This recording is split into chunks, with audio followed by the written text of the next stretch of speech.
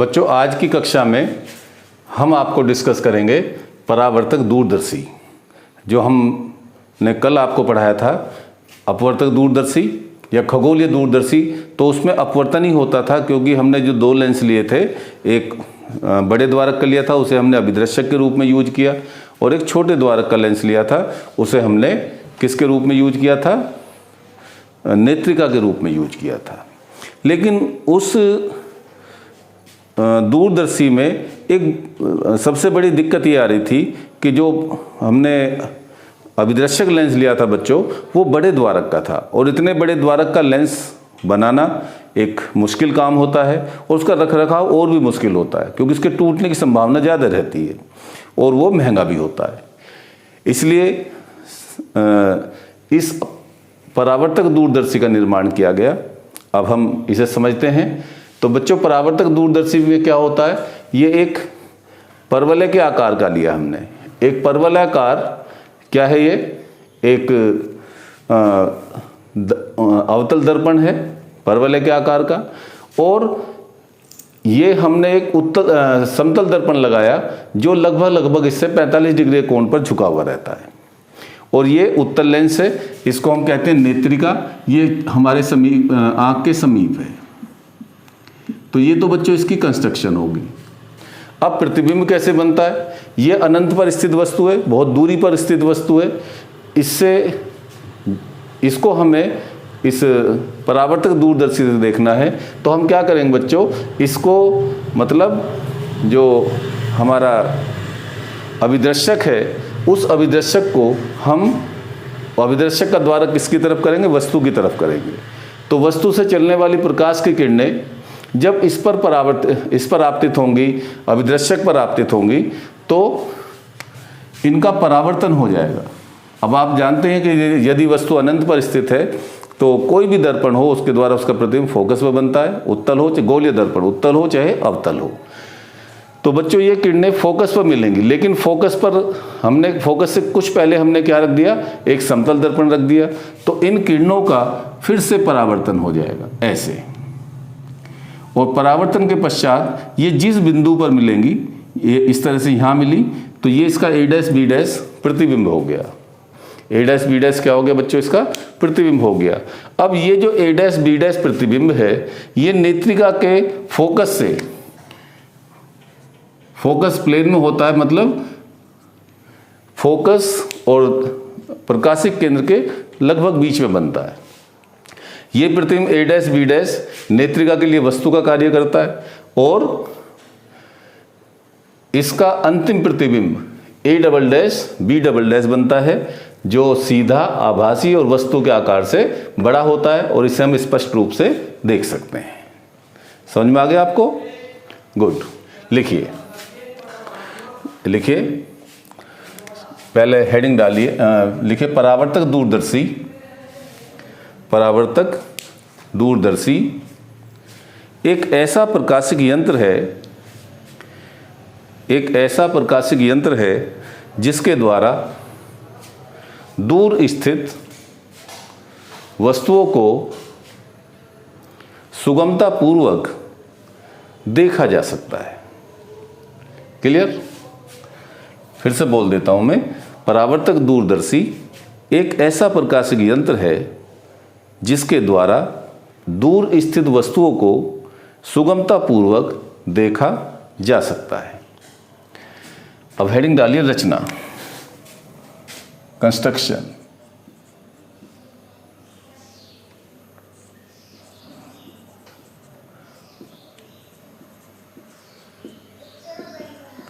तो बच्चों, कंस्ट्रक्शन में क्या है? लिखिए, परावर्तक दूरदर्शी में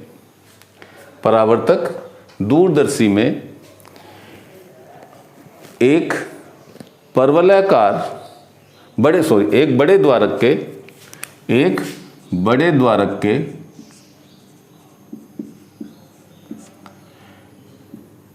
परवलयाकार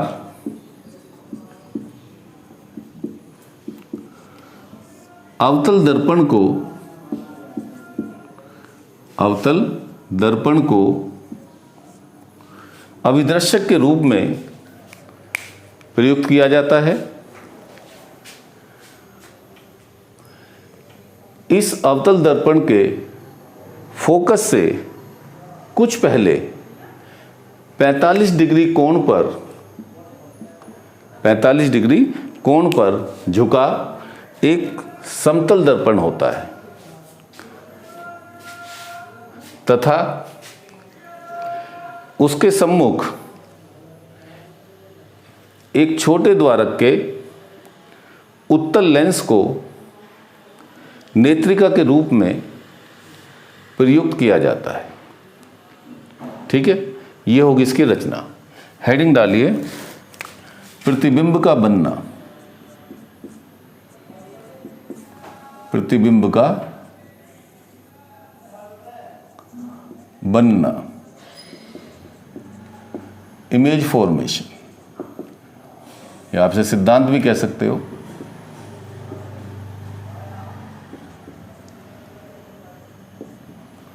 इमेज फॉर्मेशन,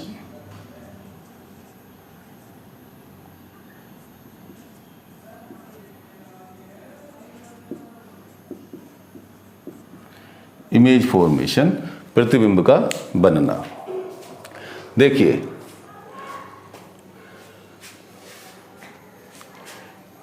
जिस वस्तु AB को, ऐसे लिखिए, अनंत पर स्थित वस्तु AB को, अनंत पर स्थित वस्तु AB को देखने के लिए सर्वप्रथम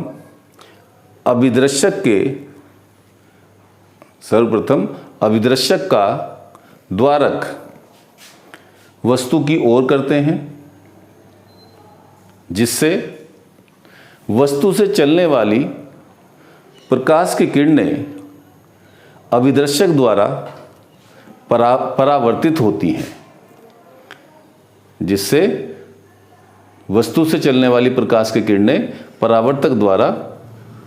अभिदृश्यक द्वारा परावर्तित होती हैं तथा फोकस से कुछ पहले रखे समतल दर्पण M2 द्वारा इनका फिर से परावर्तन होता है तथा परावर्तन के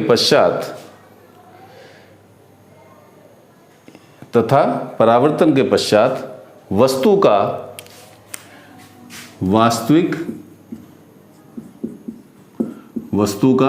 वास्तविक उल्टा तथा वस्तु के आकार से छोटा प्रतिबिंब, वस्तु के आकार से छोटा प्रतिबिंब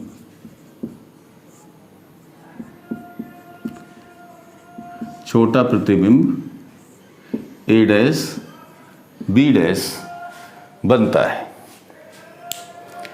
अब नेत्रिका को आगे पीछे इस प्रकार खिसकाते हैं कि प्रतिबिंब A' B' नेत्रिका के फोकस तल में स्थित हो।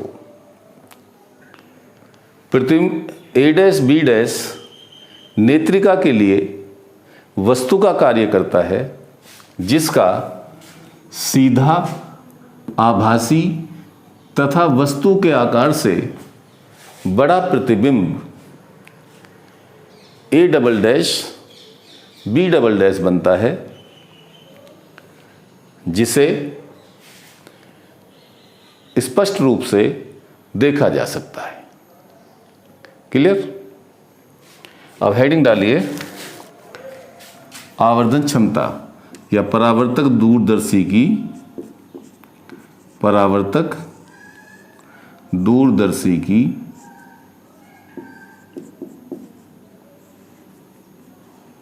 आवर्धन क्षमता।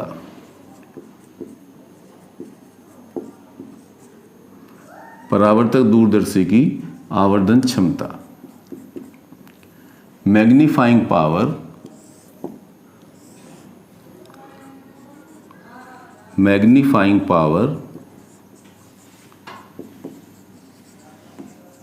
Of reflecting type telescope, reflecting type telescope. तो बच्चों वही फार्मूला लिखेंगे जो मैंने आपको प्रकाशिक यंत्र की आवर्धन क्षमता बताई थी पिछली वीडियो में। तो प्रकाशिक यंत्र की जगह वहाँ क्या यूज कर देंगे वर्ड हम, परावर्तक दूरदर्शी। वहाँ पर हमने ये डेफिनेशन बताई थी कि किसी प्रकाशिक यंत्र से बने प्रतिबिंब द्वारा आँख पर बना दर्शन कोण तथा वस्तु द्वारा आँख पर बने दर्शन कोण के अनुपात को ही क्या कहते हैं, प्रकाशिक यंत्र की आवर्धन क्षमता कहते हैं। तो यहाँ क्या लिखेंगे बच्चों, बिल्कुल ठीक उसी तरह से कि परावर्तक दूरदर्शी से बने प्रतिबिंब द्वारा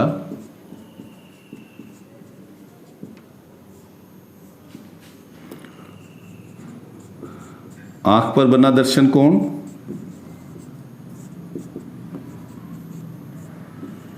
आंख पर बना दर्शन कोण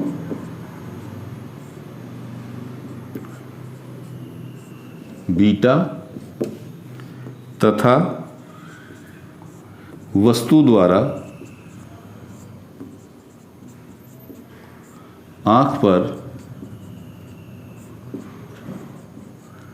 बना या आंख पर बने दर्शन कोण अल्फा के अनुपात को ही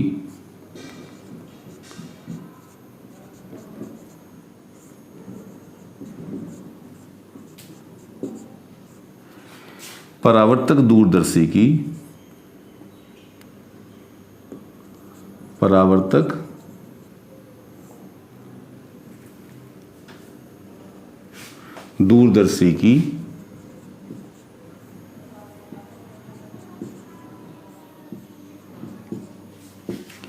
आवर्धन क्षमता कहते हैं।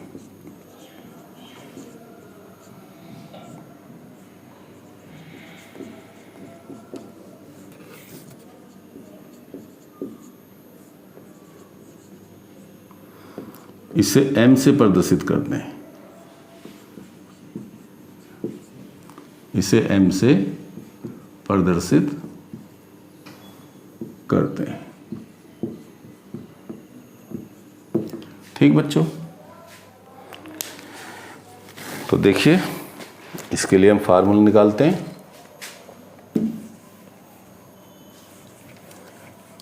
m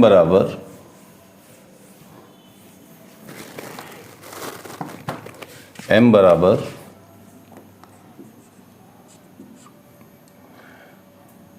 अंतिम प्रतिबिंब द्वारा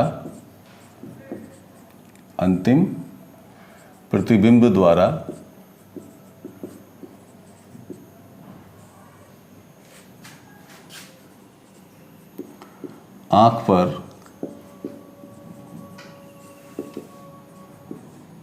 बना दर्शन कोण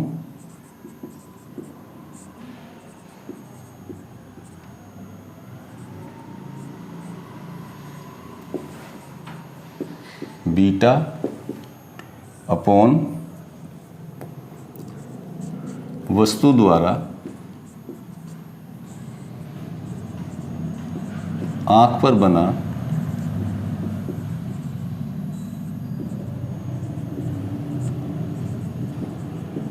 दर्शन कोण।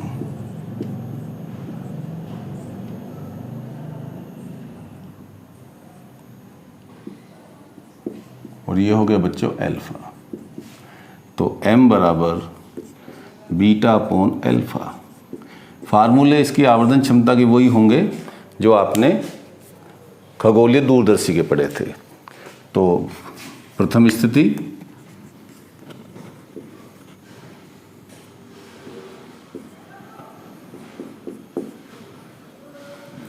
जब अंतिम प्रतिबिंब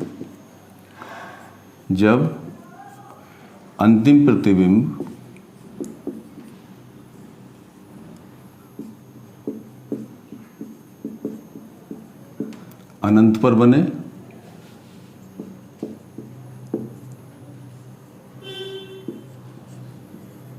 जब अंतिम प्रतिबिंब कहाँ बने बच्चों, अनंत पे बने, तो m बराबर FO अपॉन FE, यही बताई थी, माइनस FO अपॉन FE, फूफी। ठीक है। और दूरदर्शी की लंबाई, दूरदर्शी की लंबाई क्या हो जाएगी, वो भी हमने आपको कल बताई थी, L बराबर FO प्लस FE। L बराबर क्या हो जाएगी बच्चों, FO प्लस FE। ठीक है। ये फिगर बनानी है आपको। द्वितीय स्थिति,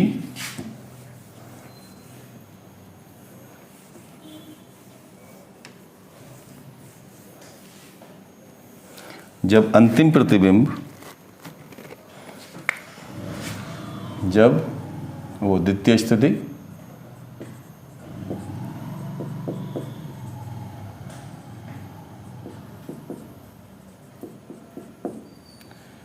जब अंतिम प्रतिबिंब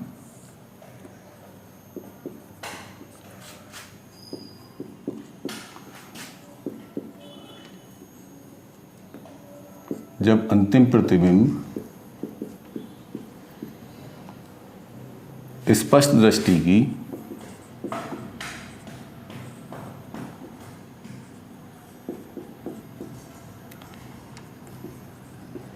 न्यूनतम दूरी पर बने,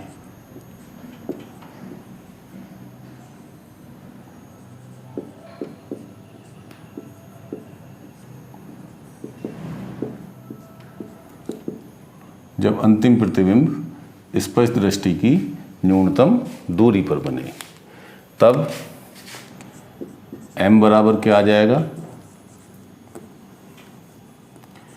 m बराबर आ जाएगा बच्चों minus FO upon FE into 1 plus FE upon D।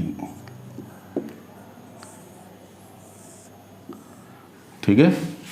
और दूरदर्शी की लंबाई,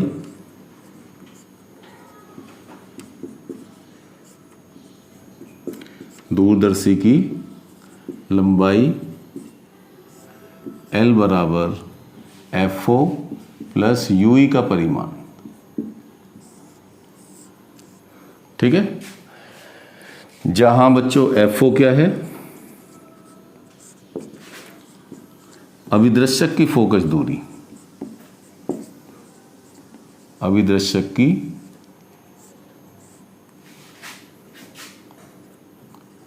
फोकस दूरी,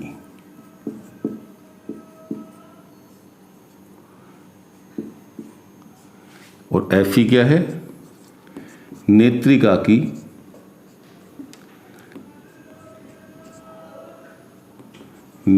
की फोकस दूरी।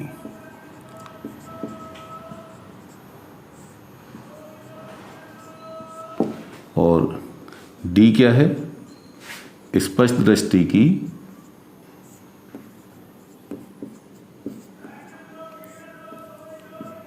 न्यूनतम दूरी,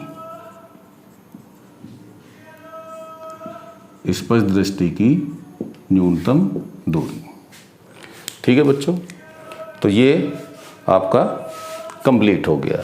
अब देखिए, हम इसमें जब भी ये प्रश्न आता है तो इसके साथ एक जुड़ा हुआ क्वेश्चन और आता है 1 नंबर का, कि परावर्तक दूरदर्शी की खगोलीय दूरदर्शी से दर्शी की अपेक्षा उपयोगिता। परावर्तक दूरदर्शी की अपवर्तक या खगोलीय दूरदर्शी पर क्या उपयोगिता। हेडिंग डालिए, परावर्तक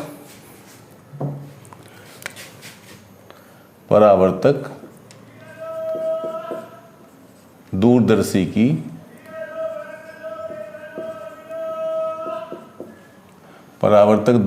की खगोलीय दूरदर्शी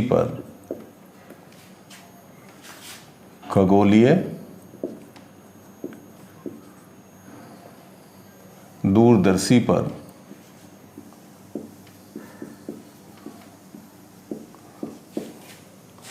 उपयोगिता।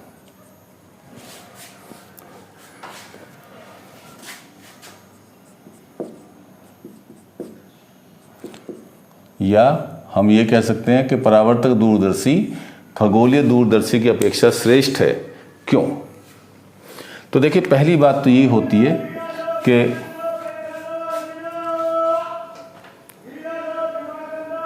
कि पहली विशेषता तो यही होती है कि जो हमारा खगोलीय दूरदर्शी होता है वो उसमें बड़े द्वारक के उत्तल लेंस का उपयोग किया जाता है, जिसका बनाना कठिन होता है और रखरखाव कठिन होता है। ठीक है, जिससे खगोलीय दूरदर्शी परावर्तक दूरदर्शी की अपेक्षा महंगा होता है। तो नंबर 1 लिखिए, खगोलीय दूरदर्शी में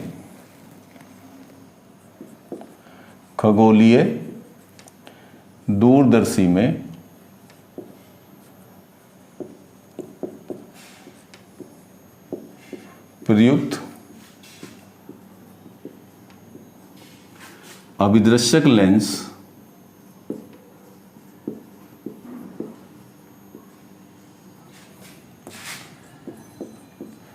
बड़े द्वारक का होता है,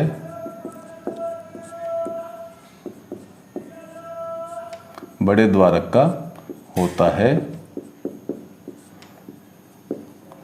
जिसका बनाना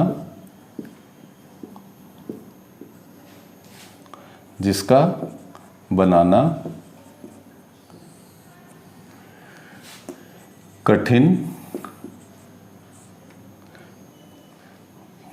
तथा रखरखाव कठिन होता है।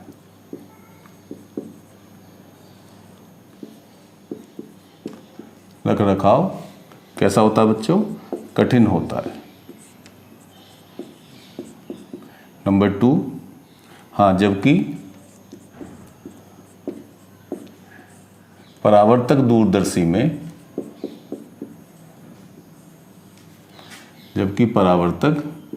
दूरदर्शी में क्या यूज किया जाता है? परवलयाकार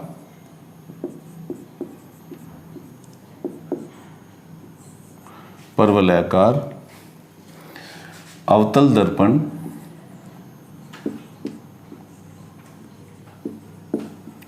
प्रयुक्त किया जाता है,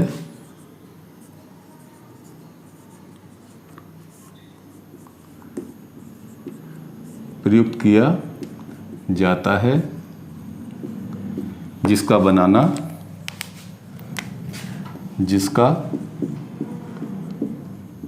बनाना तथा रखरखाव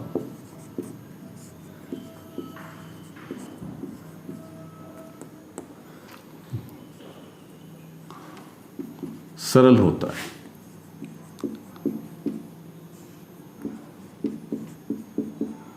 ठीक है। दूसरी बात देखिए, खगोलीय दूरदर्शी में चूंकि दोनों उत्तल लेंस हम प्रयोग करते हैं तो वो महंगा होता है, उसका बनाना महंगा होता है। किसकी अपेक्षा? परावर्तक दूरदर्शी की अपेक्षा, क्योंकि इसमें तो हम एक ही उत्तल लेंस यूज करते हैं। ये तो बहुत सस्ता होता है परावर्तक जो हमारा अवतल दर्पण है। तो हम ये कहेंगे कि परावर्तक दूरदर्शी का बनाना खगोलीय दूरदर्शी की अपेक्षा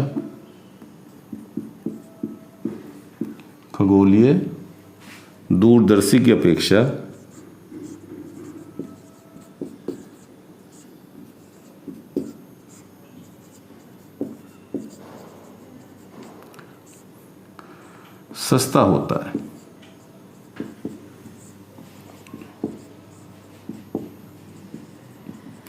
ठीक है। अब देखिए, एक वर्ण विपतन का दोष होता है।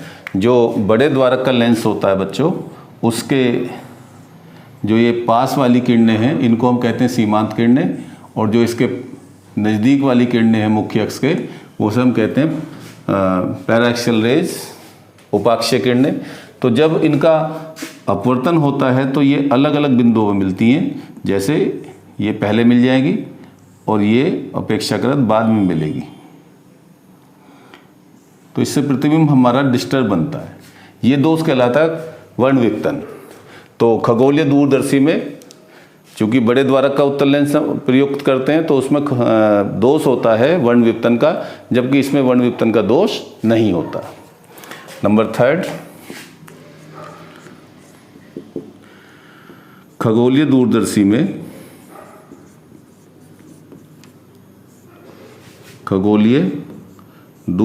में वर्णविपतन का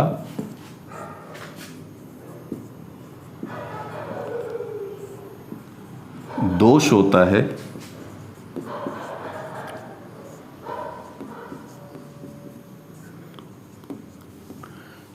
जबकि परावर्तक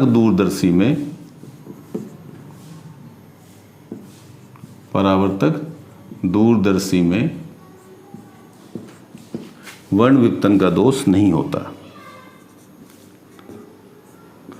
वर्णविपतन का दोष नहीं होता।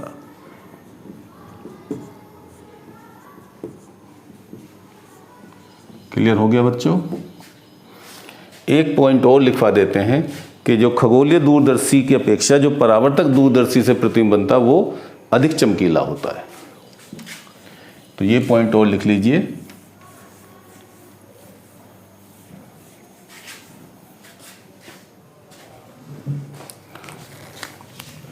नंबर 4, परावर्तक दूरदर्शी द्वारा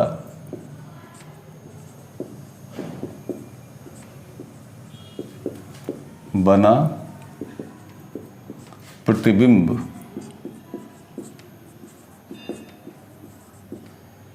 खगोलीय दूरदर्शी के अपेक्षा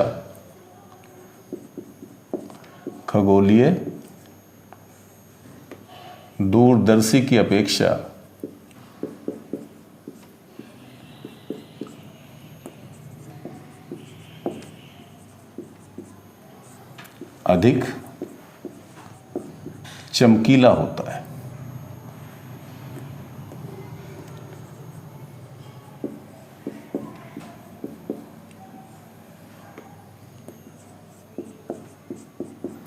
ठीक है बच्चों, तो इस वीडियो में आपको हम इतना ही पढ़ाएंगे। अगली वीडियो में, नेक्स्ट वीडियो में बच्चों मैं आपको संयुक्त सूक्ष्मदर्शी पढ़ाऊंगा, कंपाउंड माइक्रोस्कोप जिसे हम लैब में यूज करते हैं, और बहुत इंपॉर्टेंट टॉपिक पढ़ाऊंगा। तो अगली कक्षा कोई मिस ना करे। Very very thanks.